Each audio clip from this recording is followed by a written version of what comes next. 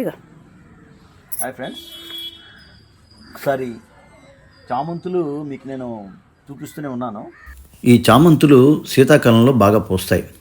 వీటికి ఎండ చాలా అవసరం. అలాగని వాటర్ ఎక్కువగా ఇస్తే కొద్దిగా ఇబ్బందే. కాబట్టి మనం కొద్దిగా డ్రైగా వస్తూ వాటర్ మనం వేసుకోవాలి. ఈ చామంతులకి ఏంటంటే మనం మామూలుగా ఉండేటప్పుడు ఒక 20-25 రోజులకి దానికి ఫెర్టిలైజర్ ఇస్తూ ఉండాలి.